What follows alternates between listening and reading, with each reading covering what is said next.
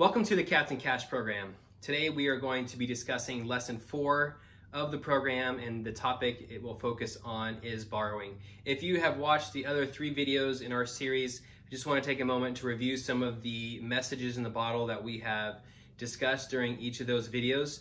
The first one from our earn lesson was the more you learn, the more you earn.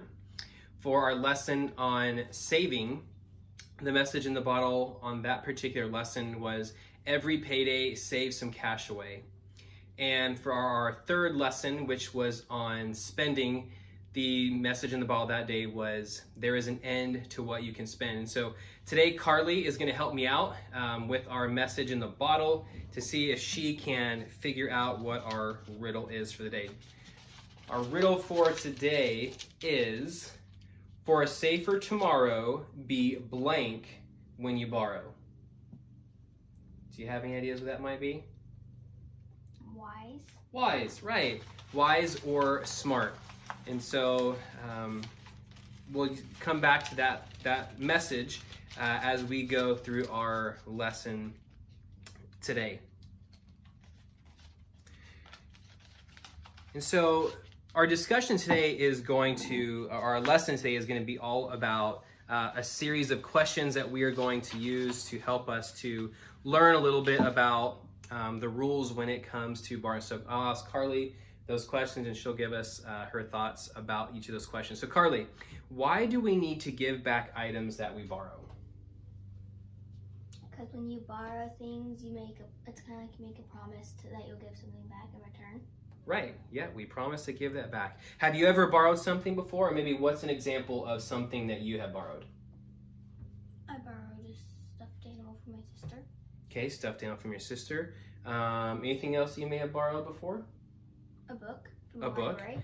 Great example. And so we're going to use that example to help illustrate some rules about borrowing.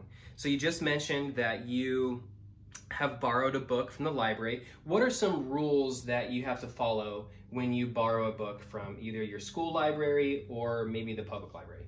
There's usually a time when you have to bring it back, like in like a week or so, like Okay. a date. And you have to make sure that you don't rip it or destroy it. Okay.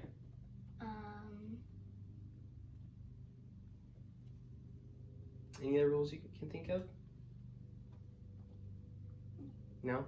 And so when we look at some of those rules that Carly just gave us for borrowing a book from the library, those rules are similar to when we make an agreement with the bank. When we borrow money from a bank or we buy something with a credit card, we make an agreement that we'll pay back the money plus a fee called interest for using the bank's money. So Carly, what happens if I borrow money to buy a coat? You're going to have to put money back in the bank. I'm going to have to put money back to the bank or return it to the person who I borrowed it from, okay? What happens if we go back to the book example? What happens if I don't return the book on time? You have to pay a fee. Have to pay a fee. Like the bank, they may charge a fine as described in the agreement that we made with the bank. Why do you think there is a charge for not returning the book on time? Because there might be other people who want to read it. Exactly. And that fee may also encourage us to return the book on time. If everyone keeps their books too long, the library may run out of books for us to loan out, right?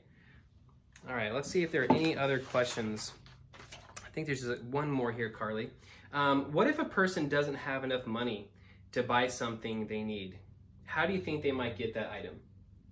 They could borrow money from the bank, and then whenever they have money to pay it back, they can give it back to the bank.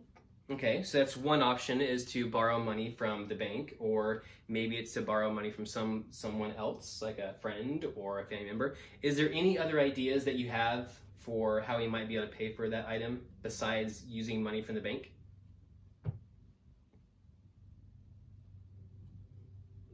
No? What about saving our money? We could save our money, and once we have that particular item, then we could go buy it. rather than go to the bank and borrow the money there.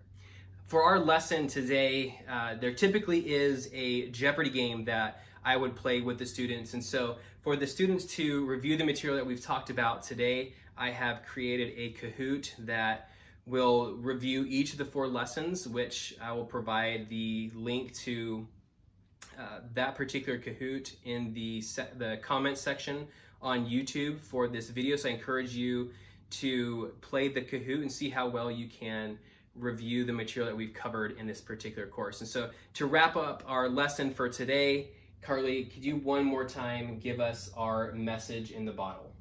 For a safer tomorrow, be wise when you borrow. Be wise when you borrow.